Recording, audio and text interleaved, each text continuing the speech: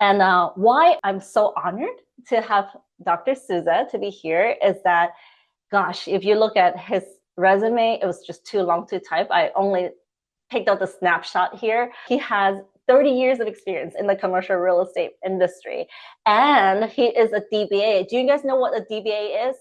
I would say it's better than MBA. It's a doctor in business administration.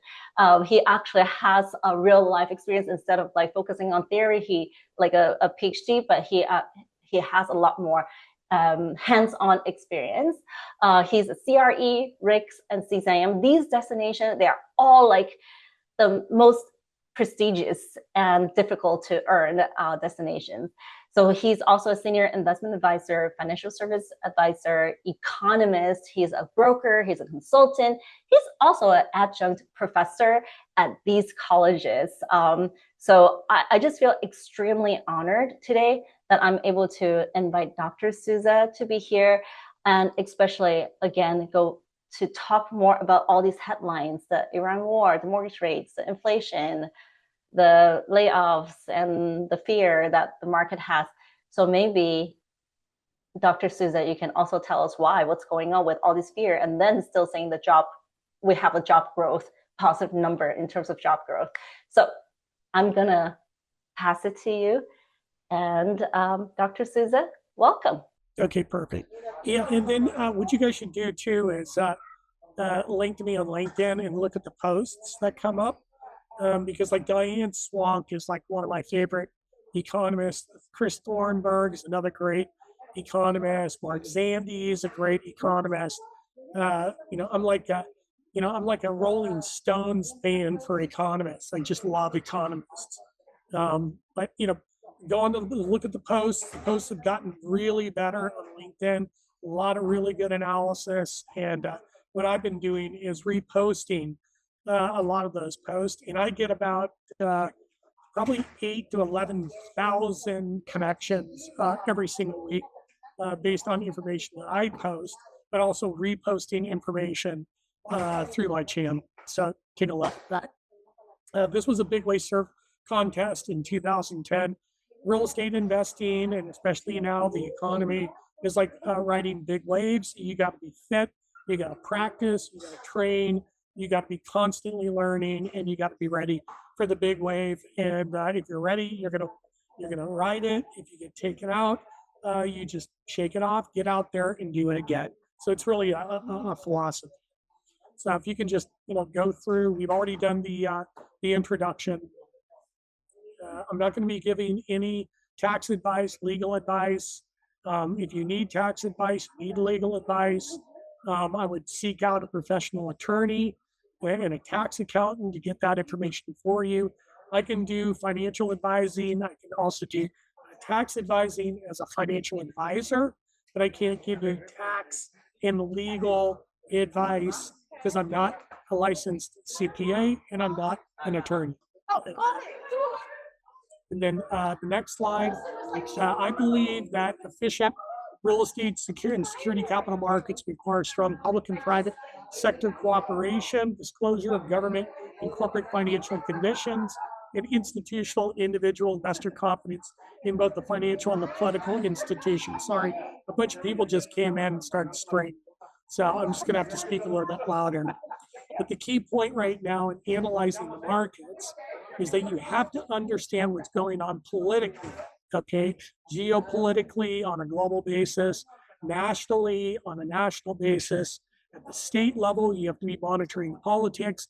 And at the local level, you got to be monitoring the politics because the political outcomes are going to determine the policy outcomes. The policy outcomes are going to determine the effect on the economy and the effect on the real estate markets, okay? Yeah. And then the next is what we have to do, and I built this when I was 22 working parking lots out of Candlestick. I knew I didn't want to be a park attendant the rest of my life. So I figured out that the way that the world works is you have to understand managerial and financial accounting. You got to understand finance and capital markets. You got to understand monetary and fiscal policy. You got to understand politics, which becomes law, which is administered through the bureaucracy, and those intended and unintended outcomes. And when you go overseas and you start doing comparative real estate or comparative political and economic analysis, you got to be looking at the philosophy and also the theology of those countries. So it's an integrated way, it's multi-institutional, it's multidisciplinary. And if you can understand how all of these work together to determine the value of real estate, the value of the stock market, the bond market, and the value of your own human capital, you'll understand how the world works, and you'll be able to make decisions more decisively that are going to be in your best interest. And if you can't do that, then you hire people like me and Helen and others around you that can help guide you through the volatility. The next is what I found is in political changes that we've gone through over the last 4, 8, 12,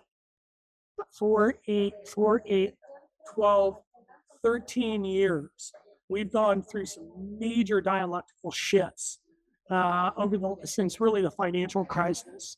And you had COVID, you had 9/11 before that, you had the tariffs, now you have the war. So you have these existential shocks to the system that are basically rearranging institutional relationships between governments and their citizens, governments and corporations to their customers. So long-term investors, institutional investors that are looking out 10, 20, 30, 40 years have to understand these dialectical institutional shifts to be able to reallocate their capital, protect their capital, and know where things are going to be going over the next 10, 20, 30, 40 years. A lot of us are not going to live 40 years, but our kids and our grandkids are going to live for the next 40 years and maybe the next 100 years. And that's what we need to be focusing on when we're making our political and economic and business decisions, is are we making the best decisions, not only for ourselves, but our kids, our grandkids, and our great-grandkids. Next. Okay, the next slide is we have to understand the political dynamics, okay? The mean voter theorem basically states that the average voter used to be in the middle, okay?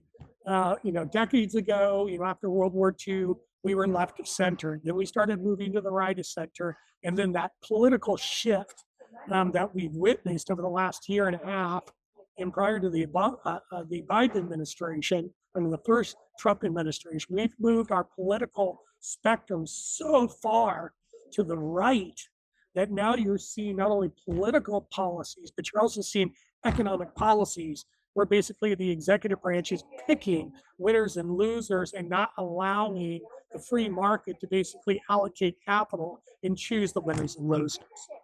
So what we need to understand now is we are under a unified government where one party controls both the executive, the two houses of Congress, and has major influence both in the Supreme Court. Policies that are coming out right now are really narrowly focused on certain specific constituencies that are benefiting those specific constituencies and not benefiting the majority of the population or the voter bloc across multiple coalitions and industries. So we have to understand that in the midterm elections, in the presidential election in 26 and 28 are going to have significant economic outcomes and significant economic impacts going forward over the next 4 to 8 years. We need to watch what's going on, and we need to be activated and inactive and active in this political process so we can choose the policy outcomes that we want for our kids and our grandkids going forward. Okay, next. And you guys can have this whole slide. I would probably go to the next slide because this is just really for you guys to read. When I look at the value, are values going up, or values going down, or values going up? Why did values go up? Why did values go down? I basically use what is called the income capitalization model or the discounted cash flow model. What I found out is if rents are rising, then your NOI is going up and your values go up. If the rents are going up, but your expenses are going up, then your NOI is going down. And that's one of the issues that we have right now. Is yes, rents are going up, but expenses are going up faster and your NOI could be going down or it's stagnating. So it's basically holding values constant or actually putting downward pressure on. You couple downward or flat NOI, with rising inflation and interest rates and rising cap rates, you're going to get value declines. And we've already seen that. We've already gone through that. Helen just laid out a perfect example of where we were when mortgage interest rates and inflation were going up after the COVID crisis, which had a major impact on real estate and had a major impact on the housing market. And we were actually up until last January, not this January, but January before the election, the interest rates and inflation were starting to come down and economic activity was actually starting to pick up. And then when Trump got in and pushed through the tariffs, it shocked the system. Okay, it shocked the system, and we saw that being reflected in prices and in demand, and in values, and in interest rates, because the shock to the tariffs, along with higher overall inflation post-COVID, pushed interest rates up significantly, and they were actually coming down. Everything was kind of getting into the sweet spot right before the January of 2025, and then bam, we have the tariffs, which was the first shock. We started to see higher inflation, higher interest rates again, and then the invasion of Iraq and the shutdown of the Straits of Hormuz. We're now seeing inflation of 4 or 5%. Interest rates are going up. Europe increased their interest rates yesterday, and the new Fed chair that just came in, based on the current inflation numbers, that's not even reflecting all the true inflation. He's either going to hold interest rates steady or he's going to have to raise interest rates, because the market interest rates have actually moved higher than the Federal Reserve interest rates, which means that the Federal Reserve is accommodative, and the Federal Reserve is going to have to react by higher interest rates, because the market's already moving interest rates higher because they anticipate higher inflation. Okay, so really the volatility in the valuations are not going to come from the demand side on the NOI. They're coming from the volatility and the higher discount and higher cap rates that are going to be reflected in the market over the next 12 to 24 months. Okay. So kind of go back to what we talked about earlier, is that your projections of the interest rate is that we're probably going to see a little bit higher interest rate instead of coming back down. Yeah, I mean, and then as of today, I mean, there was, Trump was pretty aggressive in, Iran over the last 48 hours. She's trying to push, for a settlement, really focusing on opening up the Straits of Hormuz. The market took that as a positive, even though it was negative from a war standpoint. They took that as a positive. The stock market was up 700 points today on the Dow. Interest rates have come down, and oil had come down. That could change, obviously, because it's all based on geopolitics. But I think as inflation starts to continue to work its way through the pipe, the Fed is not going to lower interest rates. They're probably going to raise interest rates if they have to. And Europe's already gone ahead. I think Asia is also looking at raising interest rates on their side to try to quell demand, to basically increase supply, because they can't get the supply that they need out of the Straits of Hormuz. So until the Straits of Hormuz is resolved, then you're probably going to be looking at higher inflation and higher interest rates. When you're building those cap rates and those discount rates, you got to take into consideration inflation and credit risk premiums and illiquidity, because real estate's a long-term asset. You got maturity fluctuations now. We've got potential higher taxes because of the debt deficit at some point, but really the political and the policy risk premiums that we actually assumed away over the last 30 years, that started to emerge over the last 12 years, has now become institutionalized, and institutional investors are now analyzing geopolitical risk premiums and are adding those to their discount rates and their expected returns. This was assumed away until over the last probably 8 to 12 years. Now that the political risk premiums are now being factored into the discount rate, which makes the volatility in the valuations a little bit harder to predict. Okay, go ahead. And then there's just more systematic risk. There's more market risk, political risk, structural risk. So the only way to move that systematic risk down is to really focus on your businesses and your portfolios and your family, and really try to focus on your clients and technology and your products, and bring the best product to market to your clients and really focus on that 80-20 rule. So I'm going to focus on my 20 best clients that generate 80% of my revenue, and I am going to sell in to my market, to my clients, and do the best job that I can and grow my revenues first with my existing clients, and then try to offer more products and services to grow my revenue. And then I have to go out and prospect for new clients and create new products. Then I'll do that at the end. But those are the first 2-3 things you need to focus on to try to immunize yourself from all this market risk. Okay. What's the portfolio look like? Okay. This is a portfolio I designed as an example of what you should be looking at over the next 30 to 40 years. Again, a lot of us aren't going to make it that long, but our grandkids and our great-great-grandkids, if the medical technology continues to advance at the rate that it does, our kids, they're 20 years old, are going to live until they're 120. Okay. So what does that portfolio look like? Okay. And I designed an example portfolio that had 40% bonds. I would probably do higher quality corporate bonds, 25% stocks, 10% in cash value mutual life insurance, okay, real estate, direct equity real estate investment in both residential and commercial, alternative assets, such as gold and energy, okay, and then if you want to add some digital assets, you could throw in some crypto or crypto portfolios, or maybe hedge. And then what we're going to see going forward is tokenized real estate. Okay. And I'm going to be updating my paper on that pretty soon. That really looks at what is it? What is it? What does tokenized real estate look like? How do we invest in it? And how do we hold the asset? That's coming within the next 5 years. And I did the paper 4 years ago.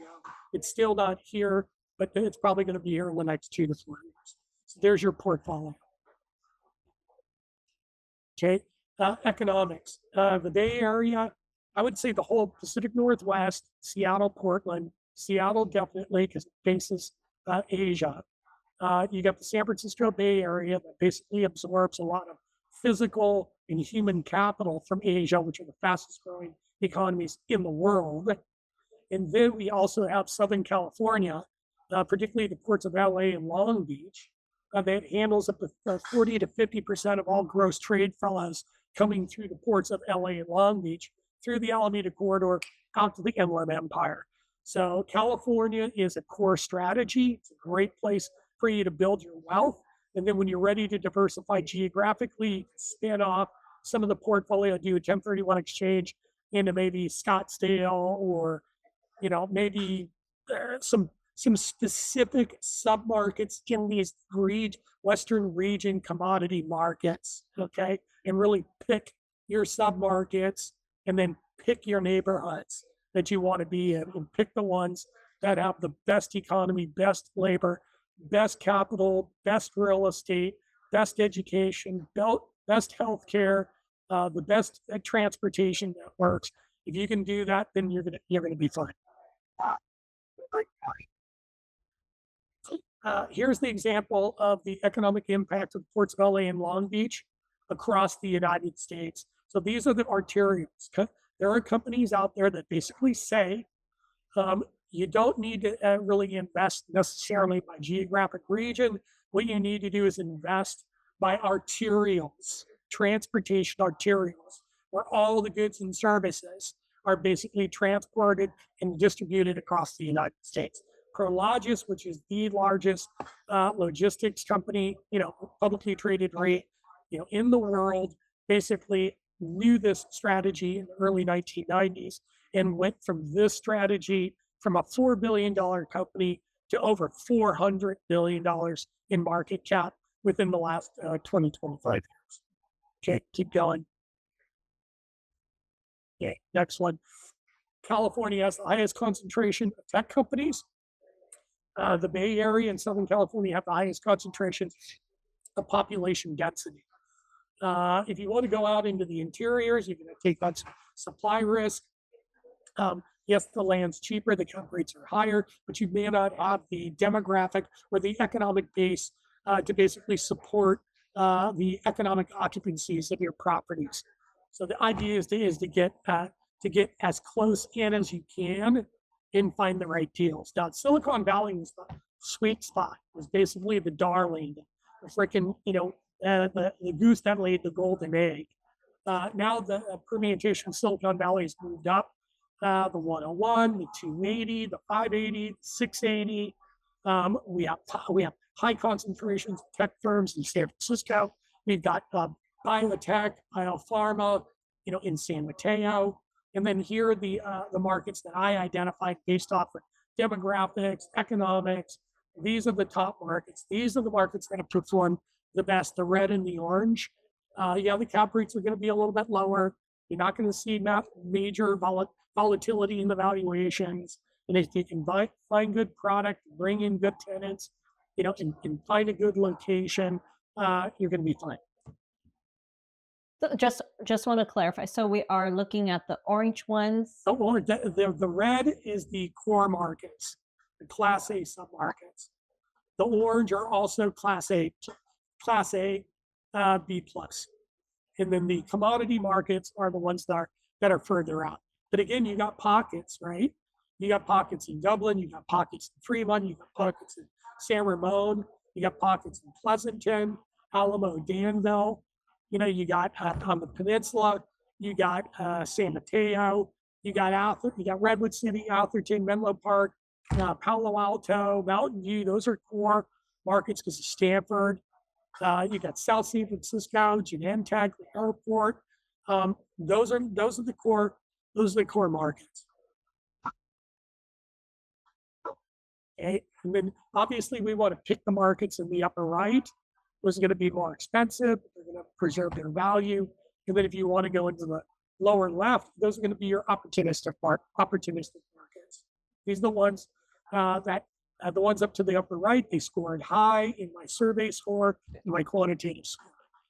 And the next slide is when you go in to buy a piece of property, you got to ask, well, what is the economic base that's really driving the demand for employment and underwriting the demographics and the socioeconomics within that geographic area. In each area, each location, each metro area has pockets, right, of concentrations of industries and employers. And you have to ask yourself, what industries are expanding? What industries are contracting? Where do I want to gain my exposure? We're all getting old, so obviously healthcare, is a good place to be. I still believe that research institutions and universities, even though the politics are against the science and against the universities, I still think in the long run, past the politics, that scientific institutions and research institutions and universities will continue to be growth pulls, growth clusters, growth for economic growth in the long run. So UCSF, Davis, Berkeley, Stanford. I try to get as close to this as possible. San Francisco has basically gone through an AI boom right now, and it's bringing in lawyers, accountants, and all those ancillary services too. You got telecom, you got media in LA, you got the internet, and AI now in the city. You got trade and tourism in LA. You got education, government services, you got in Sacramento, and I like Folsom, and I like downtown Sacramento.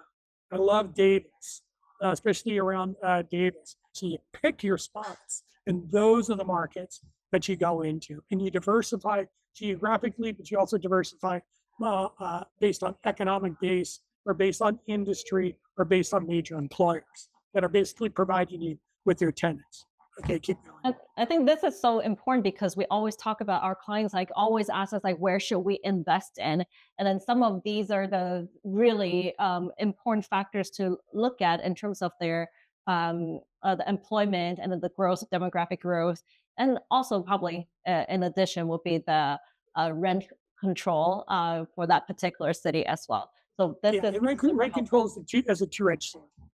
Yep. Okay. It's a two-edged sword. And then we can go past this one. Okay, and let's talk about monetary policy. So, we saw rising interest rates. Okay, and you see the curve on the end there. Where we hit $9 trillion in the Fed's balance sheet. It started to come down. So the Fed was basically selling off the balance sheet, driving bond prices down and interest rates up. Okay.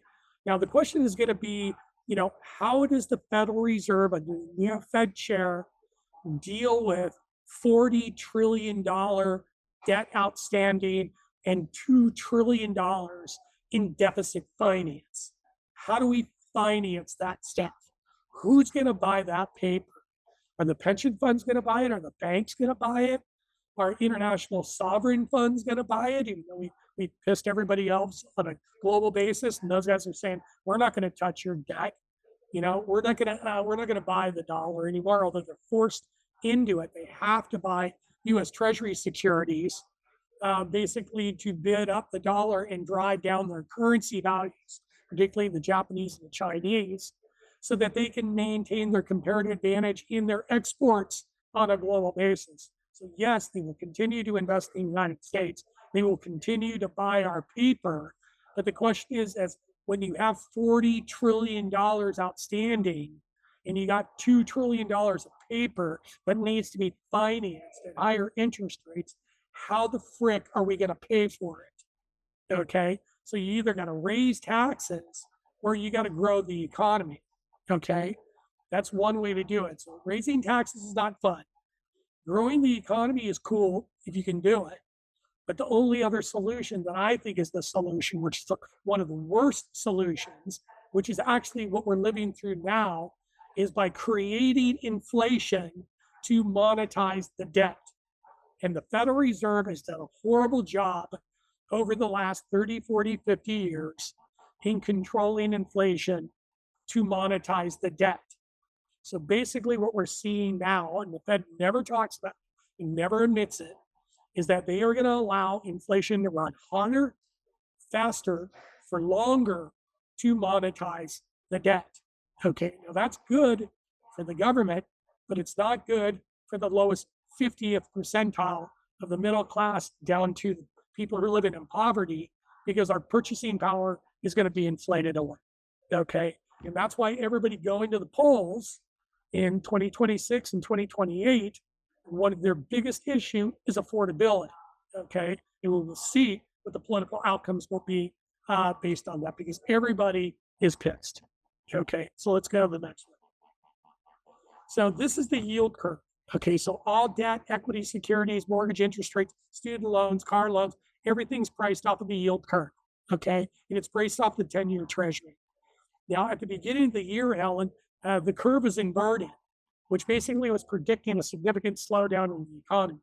Well, right now, you can see that the yield curve is upward sloping, which means that the market thinks that inflation will continue, driven by aggregate demand in the economy, or GDP growth rate. But as you can see, the curve is not steep, upward slope steep. It's basically flattened and slightly upward sloping. So the market has been selling off the bonds, and the Fed, the Treasury, has been selling short-term bonds, driving down bond prices and driving up interest rates. And I would forecast that the yield curve will continue to be slightly upward sloping, but the yield curve will shift up in interest rates as the inflation continues to work through to the consumer side and the producer side. Okay, because I don't see inflation coming down anytime soon, and I don't see interest rates coming down. And the Fed actually needs to raise interest rates to get their interest rates to where the market interest rates are. So the Fed is right now over accommodated in its interest rate policy regime. Okay, and which is interesting, because on the news that you did hear yesterday, which they make it a headline now, that President Trump said that I love inflation. And then later it's like, well, but once the war stops, then the inflation is going to plummet, and then we're going to be good. Yeah. So inflation is never good. So I don't know what I think he went to Wharton, and I don't know who his economics professor was, but based on my track record of following his economic policies, I think he didn't show up to his class. I don't think he went to class. I think he paid somebody else to go to class, because none of his economic policies really make sense. Okay, so keep going. based on my limited experience, having 5 degrees in a doctorate. Okay, so here's the balance sheet, okay, that the Fed has right now. And I find this fascinating because we talk about the Fed credibility and Fed independence and all that stuff. If you study the Fed, maybe read my article or read a book on, Hamilton and the origin of creating the Federal Reserve. The Federal Reserve was an arm of the Treasury. The Federal Reserve has always been an arm of the Treasury. The Federal Reserve continues to be an arm of the Treasury, okay, because they buy our debt. I don't believe that, Dr. Souza. Okay, well, let's look at the balance sheet. So 64% of the U.S. Treasury securities, of the securities on the Fed's balance sheet, 64% are U.S. Treasury securities. So to say that the Fed is independent, okay, of the Treasury is not true, okay? The Federal Reserve is an arm of the Treasury. And if the Treasury gets into trouble by issuing too much debt, okay, that the Federal Reserve will continue to print money and buy up some of that deficit finance because foreigners and domestic people and institutions are not paying the debt to keep our government expenditures financed. Okay. And then those guys, they just passed a $78 billion bill yesterday. They're asking for 1.5 trillion, in defense spending. We're already got $1 trillion in just interest payments on the current debt. I don't know who these guys are in Washington. I don't think they went to economics classes either. I think a lot of those guys did not go to. They either failed their economics class or they didn't go to class. Okay, so keep going. Okay, so here's the money supply growth rates. Okay, so you can see it was in a pretty good band, and actually the money supply growth rates really followed the GDP. Okay, followed GDP, which is the way to do it. The Fed grows on average the money supply by about 5% a year. Okay, above where they should to create moderate inflation because our economy and our financial system basically operates with mild inflation, not hyperinflation, but mild inflation. And I would say that the bouts of inflation that we saw after COVID and the bouts of inflation that we're going for now would be considered hyperinflation, but nobody talks about it. Because my peanut butter and jelly sandwiches went from $15 to $35 since COVID. And I'm mad, okay? Because I used to pay $15 for my peanut butter and jelly sandwiches. Now I'm paying $35. And it's going to go to 40. It's like I can't afford a $40 peanut butter and jelly sandwich. So that's an expensive peanut butter and jelly sandwich. Well, I only use the best. So you can see that the money supply is starting to grow. This is the velocity of money. This is the number of times money circulates in the economy. Okay, and you can see that the velocity of money has collapsed, and it collapsed during COVID, and then it's starting to recover again, and now it's tapering off. So it's basically showing you when the velocity of money starts to taper off like that. Okay, it means that the economy is starting to slow. Okay, so look at the velocity of money. It's a really important indicator. But the problem with the velocity of money is it's declining. So the Federal Reserve has to print more money, to get real GDP to go up. Okay, but sometimes real GDP won't go up, and all of that money that's being printed goes to inflation, and that's what's been happening. Okay, along with the supply shocks out in the Middle East. Okay, go to the next one. Okay, here's inflation. So it's running at 4.2%. Okay, there's the 5% right there, and then there's the hyperinflationary periods that we saw. So if you believe in the consumer price index and the producer price index, then the Fed is targeting inflation at 2%. So we're running double the Fed's target. So the Fed, if it was doing its job, would raise interest rates to bring down demand, to increase supply, to bring the inflation rate down. But they don't want to do it because now we have a political appointee as the Federal Reserve chair running the Federal Reserve. So we'll see what Walsh does in regards to his monetary policy and how influenced he is from the executive branch in regards to monetary policy. Because Donnie, which is love to have us, even though we're running inflation, since he doesn't care about inflation, he would just love to have interest rates go down, which would actually create even more inflation. So I don't know what they're going to do. I would watch those guys, see what they're doing, because they have a direct impact on the cost of money. Okay. So if you look at the numbers, let's say you're part of the Federal Reserve, and let's say you're the chair, what would you say the interest rate needs to go up to in order to keep this under control? Well, at least the interest rates. Mm-hmm. Well, we're basically at 5 right now on the 10, 20, 30 maturity. I would say, if you can keep it, on the 10, the 20, and the 30 at about 5%, you're holding it pretty well. And then all the short-term rates are probably everything less than that's probably around 3. But if inflation continues, okay, and moves into the system, then the interest rates are going to go up. Once those 10, the 20, and 30-year interest rates breach the 5% yield to maturity, people are going to say, well, why the heck am I in the market? I can get a risk-free rate, of 5%.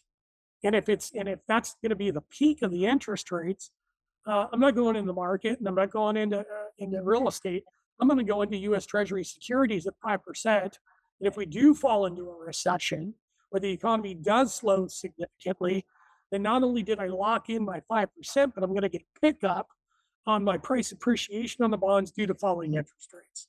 So at some point, there's a trigger point where if the yields of maturity on longer term bonds breaches the 5%, then people start to say, why should I take real estate and stock market risk when I can basically take, and lock in my money on the, on the yield maturity at 5 on the 10. The only problem is when you lock in your money at 5 on the 10-year, and there's inflation running at 3 to 4%, the purchasing power, those bond interest rates, and the premium that's paid to you at the end is deteriorating. So bonds probably it's probably a safer haven. But if you want to take advantage of inflation pickup, I would probably be staying in equities, because the firms can pass through the inflation to the consumer. I can't maintain their profit margins. So how much time do I have left?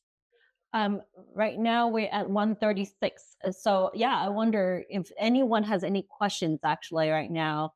I know that's a lot of information, and I told Dr. Souza, I was like, I think we need a 3-hour session because there's so much information. I did this presentation. When I did the full presentation, I did it to the board of directors for the California Association of Realtors. And it was only supposed to be like an hour presentation. They said, no. We want you to stay all day and give us the full presentation. It was 8 hours. Oh my goodness. I gave the board the full presentation. Wow. I'm actually, now I'm trying to look at it. We're not even halfway there.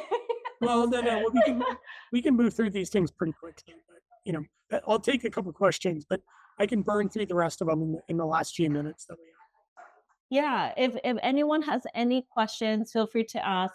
But I think right now it's pretty, to me, it's pretty clear that interest rate is not going to come down, no matter, even though Federal Reserve Chair Walsh is appointed by the president, and he really wants him to lower the interest rate. But with all this economic data that's showing, I think he's in a very difficult position to say, like, yeah, I'm going to lower interest rate. It's just no one's going to really allow him to lower the interest rate because it just doesn't make sense. Not when you have inflation. Yeah, No, exactly. I can show you some of the other indicators also, if there's no questions. Okay. Let's see. Is this the one? Okay, so we can just go through. So GDP right now, we can handle 3% without inflation. Right now, GDP is slowed to 1.6, so 2%. Okay, that means it's not growing too fast, it's not growing too slow. Although GDP is not the best measure of economic activity, but it is the measure of economic activity that we use as a headline number. So it's running at 1.6. If it was running at 4 or 5, I would really be, concerned. But we've seen some positive effects from the Straits of Hormuz, where people are buying more stuff from the United States. Okay, they're buying more tech, they're buying more fertilizer. They're buying more oil. So that's actually improved our trade deficit, which has juiced economic activity, and I probably will see better economic activity because of that. But that's not the way you run economic policy, is to create basically a geopolitical crisis in the Middle East to try to get the world to buy more stuff from you. That goes counter to neoliberal, economic ideology. Okay, so that's actually a pretty good number. Keep going, and then we have payroll numbers. Okay, so year over year we generated about 344,000 jobs as of May. That's a pretty good number. That means that we're kind of hitting, our stride. If those numbers stay constant, then the labor market's going to stay in pretty good shape. And from what I'm hearing is the market is bifurcating. There are jobs available, but it's the lower skilled jobs that are getting hammered the most. Okay, so skilled jobs above a certain level are holding up, and the employers put off hiring at the first part of the year, and I think they're in catch up right now. And it'll be interesting to see the year over year changes in employment if they stay above the 250,000, okay, or stay above the 300,000 for at least the next 2 to 3 months. So we'll see what happens. But this, I think, is more catch up, okay, more than anything. But the economy is still growing and it's still adding jobs, which is good. The next one is the unemployment rate. Go ahead. I do have a question regarding employment, because this is such a big thing, and especially in Silicon Valley, we have so many news about the tech layoffs. Actually, Yeah, and I do have a slide years. on that. Oh, you do have a slide. Awesome. Yeah. So should I keep going here? Yeah, and then unemployment, anything below 5%, okay, 3% is frictional, 4% is full employment. So we're still at full employment. But I think one of the reasons why we're at full employment is people are leaving the labor force. People left the labor force after COVID. They just said, screw it. I'm not going back to the work. I'm not going back to the office. And then also people are leaving the labor force because they're saying, I'm not going to upskill with AI. It's like, forget that. Now I got to upskill and learn another thing. Forget it. I'm 64, 65 years old. I got my 5 million. Forget it. Leave it up to the young guys to introduce the AI and get reskilled. Although I don't believe in that, but some people are saying, forget it. I'm out. So that's gonna keep the unemployment rate down. And there's unemployment rate's flawed too, but it is a metric that we use. And then labor participation rates I like to use also. White men have labor participation rates of 70%. Okay, the average right now is 61%. Our kids getting out of college between 16 and 19%, their labor participation rates are 37%. Women's labor participation rates is 57% compared to 70% for men. And I didn't throw in African Americans or Hispanics in there to really see the bifurcation, and the stratification within the labor participation rates. These labor participation rates, they peaked at 67%. We're now at basically 60%. So that's all lost income. If we would have maintained that labor participation rate through really good labor policy from Congress, which I don't think they can do anything at this point. If they did invoke a good labor policy to bring up the labor participation rates, we would be in a completely different economic environment. The Congress doesn't invoke labor policies. They only do it during crises. They do not do labor policies. They'd rather focus on tax cuts for corporations and other individuals. They got no problem passing that. But labor policies, no freaking what. And then here you see the San Francisco Bay Area. So we're net so far as of May, we added 8,100 jobs. Okay. Our average over the last 36 years per year was 38,000. So we're about a third of where we should be based on long-term trend. Okay. So the question will be, what is the trade-off between tech layoffs and job creation, because the tech dudes that are getting laid off are basically creating AI generated businesses. Okay. So they're basically going from employee to business owner. Okay. And that's hard to track. But the tech guys have done this multiple times in the last 30 years.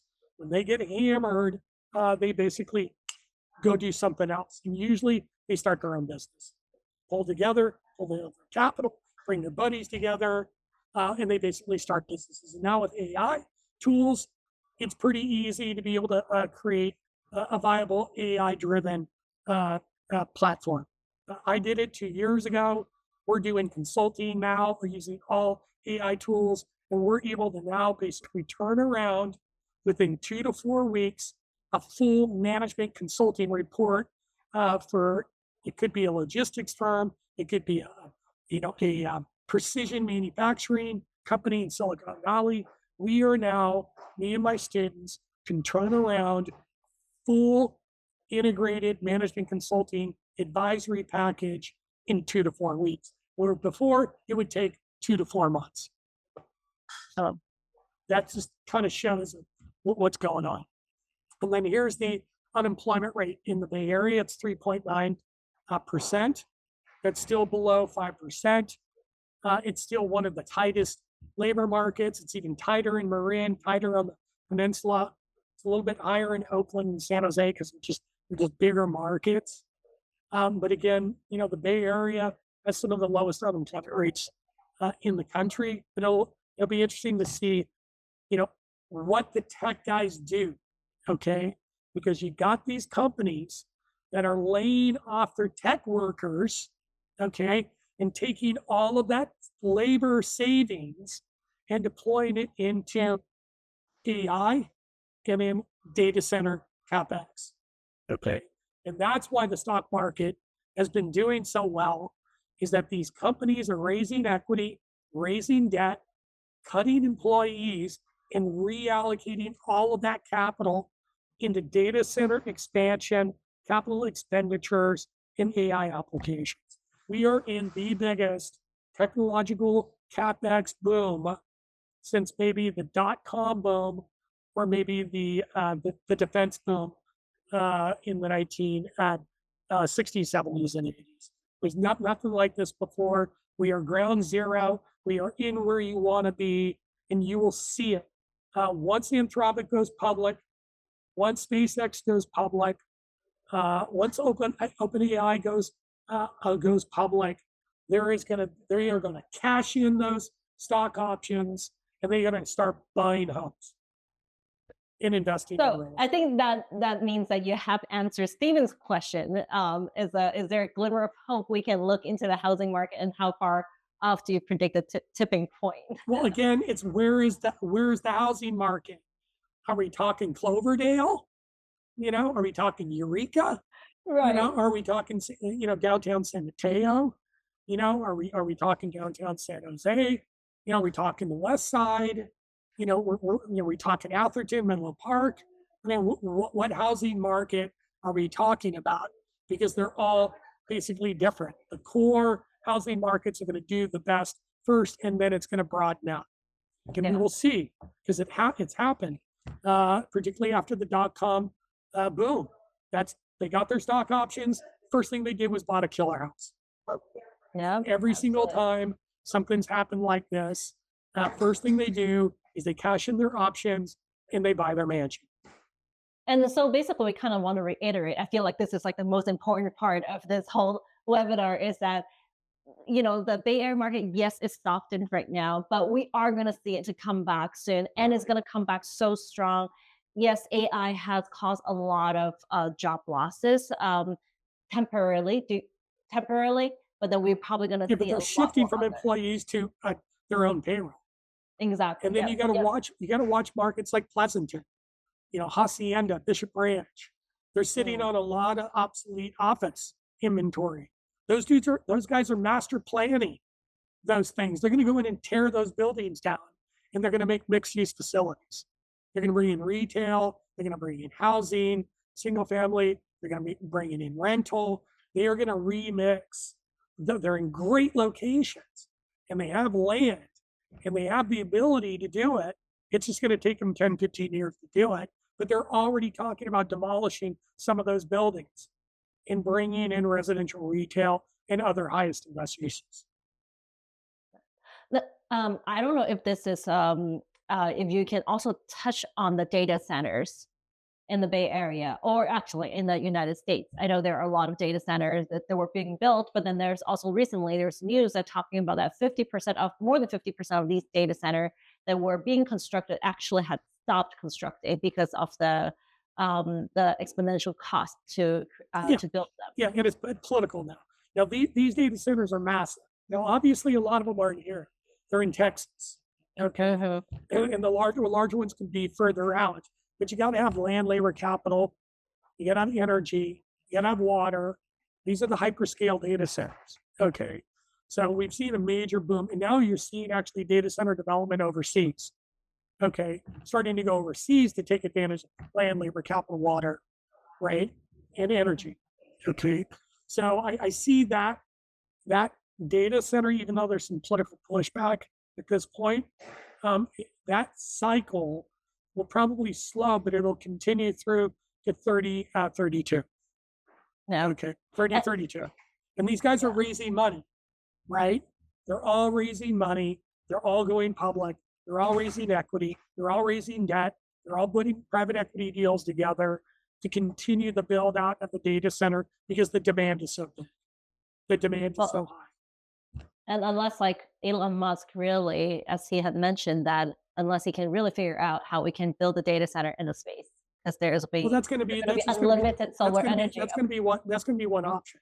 But if you go look at my company, my other company that I work with, Green Spark, SPARC, Green Spark, SPARC, we do micro data centers. So for every 1,000 square foot, it's 1 megawatt. Well, there's infinite demand for micro data centers. So they will build out their hyperscales, and we will build out level 2, level 3 of the internet using micro data centers. And there's a lot of stranded assets out there. And there's a lot of excess energy capacity out there because some industries and businesses go under. The utilities have allocated that energy. The utilities are not making any money when the company shuts down. So they may be sitting on 5 megawatts, or 10 megawatts of excess capacity in their energy. And it's actually better for the utility and the community to bring in companies like ours to take up that excess capacity to give more revenue to the utility to hold down the utility rates. So instead of doing hyperscale, okay, which is still booming, I think the micro data center scale, deployment, the product, it could be the solution to the hyperscale issues. But it's two different markets. It's fragmented. Yeah, they're the massive. Those guys are not going to do what we do, and we're not going to do what they do. Right, so exactly. So we do have about 8 minutes left. I kind of want to see if there's any other questions. Is there another slide that you really want to share right now? Just keep going really quick. Okay. Okay, so that's the unemployment rate. Okay, keep going. That's for the Bay Area. Venture capital, tons of capital coming in. Next slide. Still coming in. It's all going to infrastructure. It's all going to technology. It's going to financial services.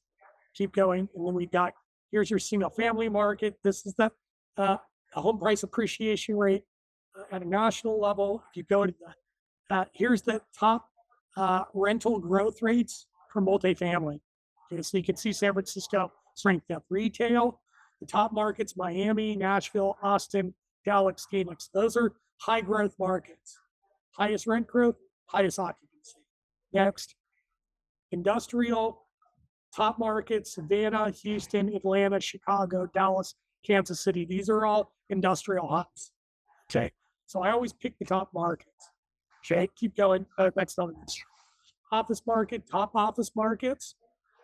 Miami, Orlando. I mean, everybody's moving to Miami. Everybody loves Miami. I mean, the weather, you can skateboard and go to work in shorts and t-shirts, and it's awesome. And then you can see New York, San Francisco, those areas. Well, San Jose is also number 7. That looks, yeah, Yeah, that that'll sounds probably great. move up. Okay, and then hotels have gotten hammered. They'll probably recover a little bit, especially during the summer. But they had their boom, post COVID. So you could pick your slots. Life science has gotten kind of hammered, excess supply, not as much interest post COVID, and then with these crazy executive branch policies attacking research universities and the STEM areas and the research institutions. It's crazy, but this is our comparative advantage. Everybody wants our scientists. Everybody wants our graduate students from the major universities, and we're basically taking them overseas because we basically are attacking our research institutions and our academic institutions, which is crazy. Okay, just keep going. I think that might be pretty much it. Oh, and then there's your data centers. Okay. And then you guys can have the slides. That's pretty much it. Wow, that's amazing. Okay. All right. Yeah, these are all out of date stuff. I will definitely share these slides to the attendees who are here today. And this, I don't know how you feel. I mean, I'm just so blown away with all this data. I'm gonna be like looking through it. Yeah, I want all to these answer the one. slides I want to afterwards. answer the one question that was in the chat Yes. because it's a big question. Okay, so what you're seeing now, and since I've been teaching for over 30 years, I work with my students on a one-on-one basis. Okay, now here's the issue. Okay, I got a lot of students that have no clue what goes on in the real world, particularly in the work environment. No freaking clue. And the educational institutions are not training them to get a job. Okay, especially those with communications and psychology majors and sociology majors. I don't understand why people want to study that stuff unless you had a full scholarship playing baseball or rugby or something. I can understand you don't have time to do accounting or finance or economics or STEM because it's hard. So they gravitate to those jobs. They get full scholarships, and by the end of their career in academia, they have to move back with their parents because they can't get a job because they didn't study anything useful in college. Okay. And even half of my classes, if I was to give them exams, right, based on stuff that they should learn in my class, I would fail half of them. So I do not teach, okay, the way that most professors teach. We work on deliverable packages, we write memos, we write reports, we build portfolios, we present the strategies, they deliver these deliverable packages, and I train them into making that transition from the academy into the workforce through internships and then jobs. 90% of the professors don't do it. Yeah, I think this is the biggest problem. 98 don't do it. So why go to college? Okay, I think the solution is basically you go to work, okay, and you learn a skill, and you work and you generate revenue, and you look to the universities that are going to provide you with a 2 to 4 year bachelor degree that you can do while you're working. Now, I know your social life is going to be crap when you have to work and go to school at the same time, but it's the only solution because to pay $250,000 to $500,000 to put your kid through school for a communications degree, to then not be able to get a job when they get out, I'm not sure that's the best thing to do for your kids. I think your kids need to learn how to work. They got to work while they go to school, and they got to find programs that they can do while they're working. So you're not in the hole $500,000. You're basically up $500,000, and you use the $500,000 to buy them a house or go into partnership with them to buy some real estate, and they manage your property for you. I'm so glad I have this recorded. I'm gonna play this last 2 minutes clip to my kids so that they understand. And the beauty of it here is that if you send your kids to study business and you hire them to work for you, okay, and they get their real estate license, okay, they can come work for you. Yes, absolutely. You can absolutely. use the revenue, okay, you can use the revenue from your business to pay them a salary and to pay for their education if they're studying business. Absolutely agree. Absolutely agree. Now, to close this out, last minute is that if you could give one piece of advice to the Bay Area families and investors, what would it be? Uh, find the best people to work with. Don't believe everything everybody tells you. Do your own due diligence. If it looks like too good of a deal, it's too good of a deal. Okay. And question everybody's ethics and question everybody's motivation and work with the best people that have high ethics and high standards and work with the best people that you can trust. Don't trust anybody. Do your due diligence. Find the right people that are going to work for you. And that's my best advice. Oh, I love that. I love that. I think that's the problem is that, especially in the real estate industry, people kind of think that as long as you have a license, you can do the job. And it's in financial services too. Yeah, It's in exactly. financial So services.